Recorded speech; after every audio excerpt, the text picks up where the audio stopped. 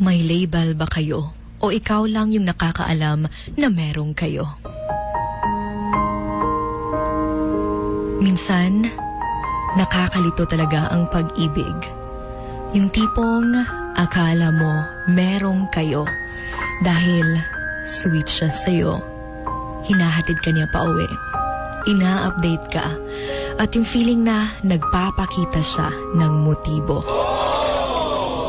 Kaya minsan, mapapatanong ka sa sarili mo kung may label ba talaga kayo o baka nasanay lang siya na komportable siya sa'yo dahil kaibigan pala yung turing niya sa'yo. Hindi mo naman pinangarap na magiging kayo. Pero habang tumatagal, mas gumagaan yung nararamdaman mo sa kanya.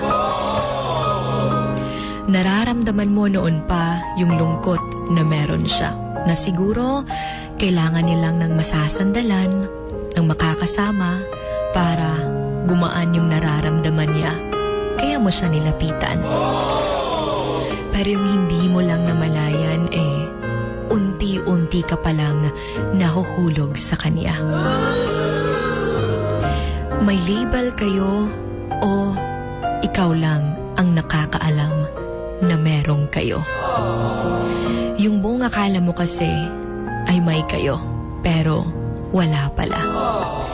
Minsan, mahirap talagang linawin kung anong meron kayong dalawa, lalo na't hindi naman malinaw para sa'yo kung pareho ba kayo ng nararamdaman. Dahil baka all this time, nasasaktan ka pala ng hindi niya alam.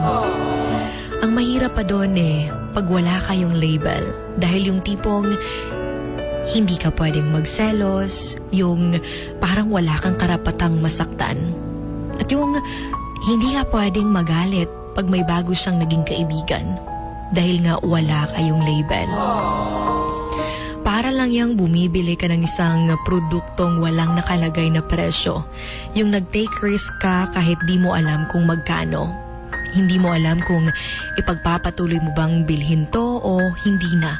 Dahil baka hindi aabot yung budget mo. Kagaya na lang sa pag-ibig, yung pumasok ka sa walang label at hindi mo alam kung anong meron kayo. Ang hirap pag ganito, lalo na't araw-araw kayong magkasama. Yung parang kayo pero hindi pala. Wala kayong label, walang monthsary, walang anniversary. Yung hanggang magkaibigan lang dahil alam mong dun lang kayo magtatagal.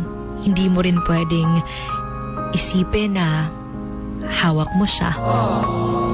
Talagang mahirap mapunta sa isang relasyong wala kang panghahawakan. Ina-update ka niya, pero pag may mga panahong hindi siya nag-update sa'yo, hindi mo pwedeng sabihin sa kanya